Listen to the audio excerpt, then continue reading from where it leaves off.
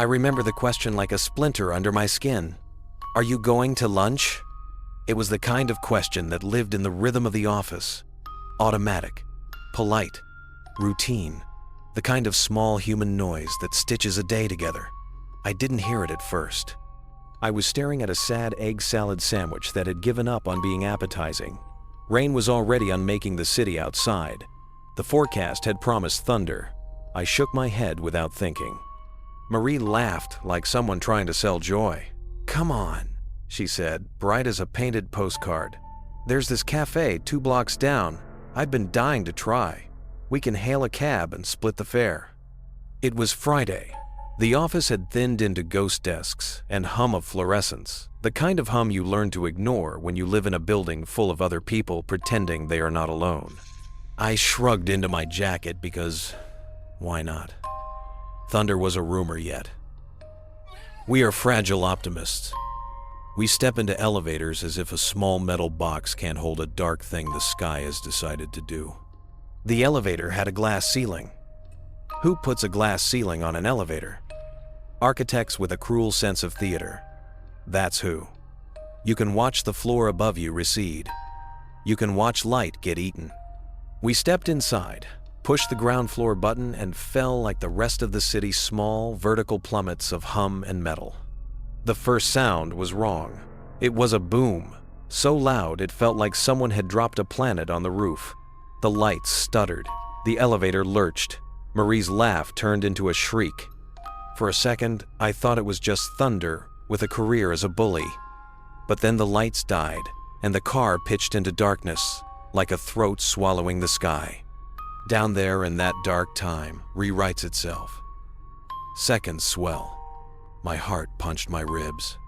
I reached for Marie, and my hand found her wrist, cold and trembling. The world outside the elevator became a blank page. Inside, we were an island. "Are you okay?" I whispered, because whispering is how we pretend we own the night. She made a sound that could have been yes, or could have been all the certainties I had ever held, unspooled. "I heard something," she said. Her voice was close and thin. There was tapping. At first I thought it was the elevator trying to cough itself awake. Then a rhythm too precise to be random, like knuckles on a door, a rote insistence. We banged on the doors, loud and stupid, a useless drum. Someone out there, we thought. Someone with a flashlight will come. Someone with a toolkit will press a red button, and everything will bear its old face again. That is the story we tell ourselves when the world tilts. Then I felt something cold under my fingertips when I reached to steady myself on the panel. The cold was not the damp cool of rain. It was the kind of cold that eats small, warm things, a surface that had been refrigerated in some impossible depth. I yanked my hand back like you pull from an animal that thinks you are food. We turned our phones into tiny suns. Light cut the pitch black into shards. The beam found Marie and made her flinch. A little white star burned in her eyes. I swung the beam up to the glass ceiling, and the car's lamp trembled over something that had no business being there. 100 hands. Not 100 people so much as 100 hands reaching against the glass. They moved like a tidal map of desperation, thumbprints sliding and clattering, and leaving nothing but darkness where skin should be. Behind those hands, faces formed, not human faces, not this side of the world. Faces like burned film negatives, twisted mouths pulled into grins that had no teeth, eyes that were the absence of eyes, skin stretched and gone. The hands tapped in a rhythm that turned the elevator into a trapped heart. Marie screamed then, the sound a wrong chord that cut everything into something harder. Her panic knocked the phone out of my hand. The light skittered away, and the darkness closed around us like the lid of a casket. When the light found us again, I saw her. Not Marie, not the friend who likes chai and terrible puns, but a woman that had been modeled by a sculptor with a thirst for wrong. Her mouth was a black crack without lips. Her hair was oil poured into strings that hung past her hips, slick and reflective. When she turned her head, the black in her face seemed to run, like ink sliding down a page. Her eyes were hollows, pure, infinite black, that absorbed light like a confession. She stood at Marie's shoulder and wrapped her arms around her like someone tucking a child into sleep. And then, with a motion that is still a bruise in my memory, she lifted a finger to where her mouth should be. The gesture was a single sentence. Shh, silence, don't speak. The elevator became a thing in which rules did not apply. I felt something grab my shoulder-long nails that bit through fabric like they were the letter openers of some lunatic clerk. I flinched and my phone hit the floor and shattered again, sparkles of light that might as well have been sparks from a funeral pyre. Hands were all around me now. They were not attached to bodies in any way that made sense. They were dislocated, a chorus of appendages that wanted to be utility and wound into supplication. They tried to climb under my skin like gardeners with no shame. Fingers worked like hungry mechanics, probing the seams of me. I scrabbled to the floor, and curled in curling is a bad instinct, like trying to fold up into less of a problem. I felt teeth, or the suggestion of teeth, tugging at my ankle. The air filled with a sound I have no name for, a scream so high and thin it could cut glass clean, a primordial metal on bone that vibrated in the hollows of my skull. When I raised my phone, its cracked screen gave me a pale Sunday. In that light, Marie was being taken. Her feet kicked, white and frantic, disappearing like she was being pulled into a pond where the surface is a face. I watched her legs vanish into the black mirror of the elevator ceiling as some of those hands became a rope and pulled. Her voice came down like a distant radio muffled, then thinner until there was nothing but wet cloth and then silence. I couldn't move. The elevator was a cage of hands, of tastes, of things that wanted a name. A pale pink hand, the color of a chipped nail salon, clawed at the glass and then withdrew as if embarrassed. Her fingernails were mauve, an obscene domestic color now participating in this obscene devouring. Her shoe was the last unnatural monument to her. When the cab finally groaned back to life like a drowning creature finding a lung, she had been taken, and the elevator doors slid open onto the lobby as if nothing at all had happened. The world was scandalously normal outside that threshold. Potted plants, a receptionist who looked on as though she'd seen everything, a man in a suit checking his tie. Police came because that is the script. They asked questions in windows of time that felt like sieves. Where were you when the power cut out? Did you see anyone else? Were you with Marie? I told the truth because there was no point in being clever. I told them someone took her through the glass. I told them about the hands and the woman with the melted smile. I told them the tapping. A shoe was found at the bottom of the shaft, a single small ordinary shoe like an offered proof that the world is sometimes mercilessly literal. They asked me to sit down. They put a blanket around my shoulders like you give a shock victim in a movie. They called the trauma team and prescribed explanations like bandages, shock, stress, imagined recollection. I was given a packet with numbers and told to follow up with a counselor. I left on meds that made the world taste like cotton and the edges of my brain dull as a well-used spoon. Papers called it an accident, an elevator malfunction. They showed diagrams and timelines and bolt analyses, the physical kind of truth that is comfortable and sterile. I looked at the diagrams and nothing in them addressed the cold that had taken the place of my understanding. People asked me if I was all right.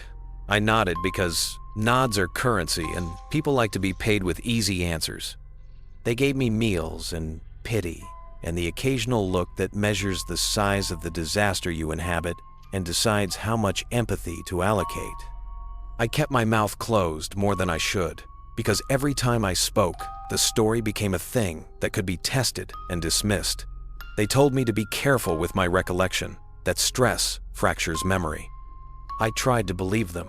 Belief is less lonely than the alternative. I don't go in elevators when it storms. That is part of the math now. I avoid glass ceilings like a kind of bad luck.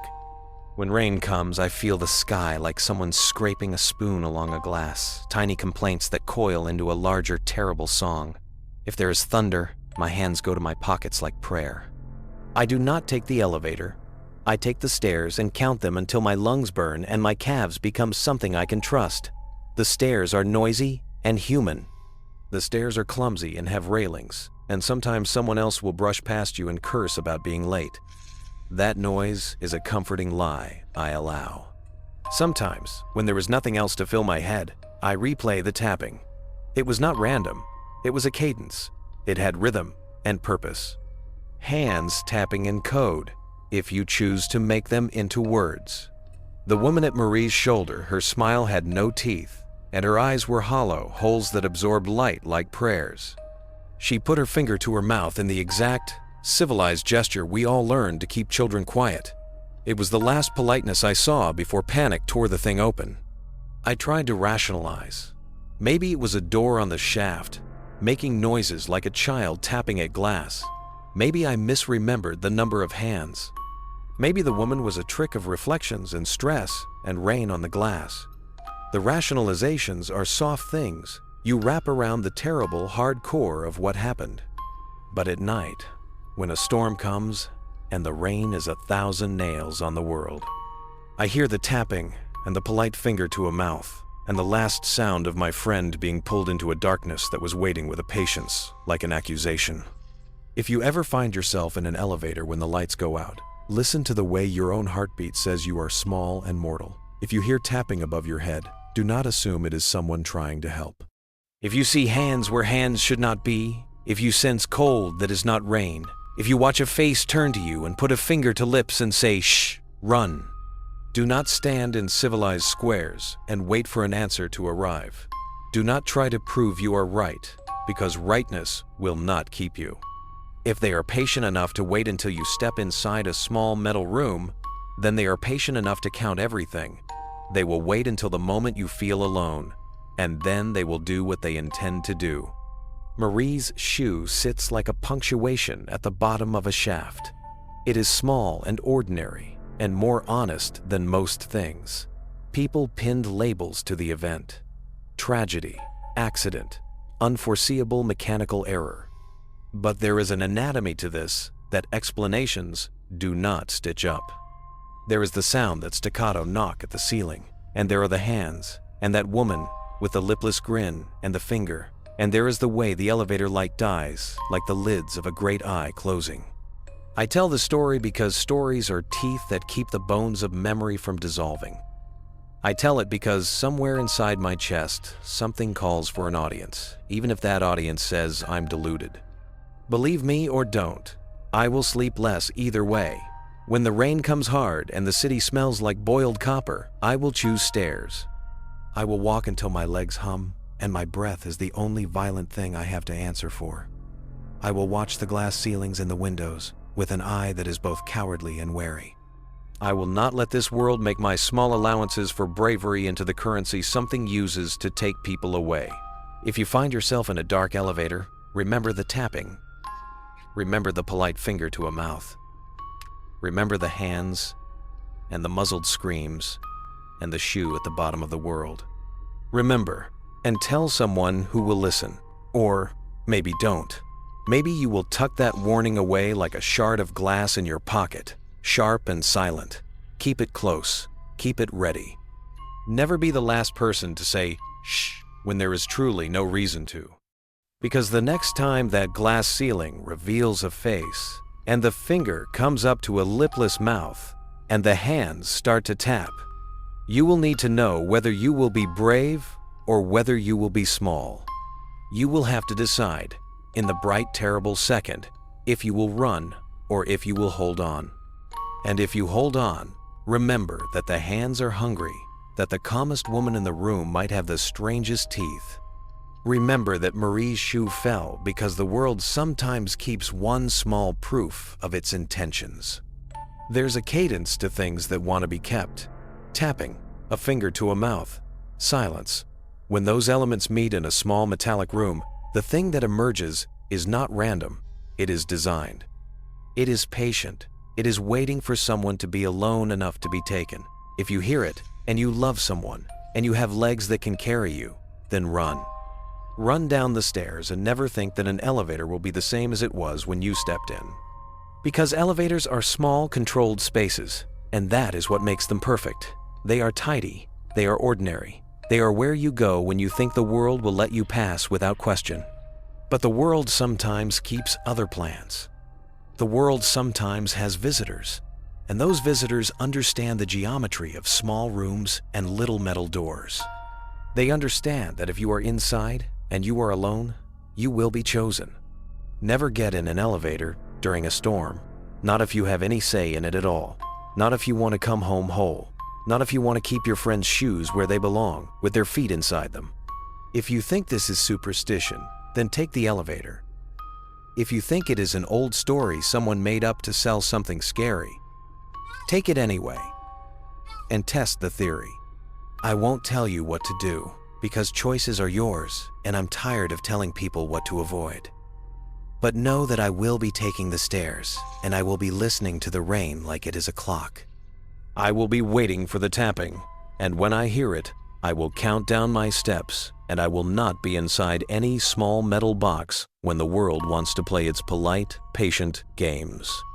And if the impossible ever happens to you, if a finger goes to lipless lips and a shoe is left behind like punctuation at the bottom of the shaft, then remember me and the way a city smells after a storm. Like metal and fire and the memory of hands. Remember the tapping and the sound of a friend being pulled through a mirror of glass. Remember and run. If you felt the storm's chill creeping into your bones tonight, just imagine being trapped there yourself. Do you think you would have survived or been taken too? Let me know in the comments. And if you want more terrifying stories like this, don't forget to like, subscribe, and hit the bell so you never face the dark alone.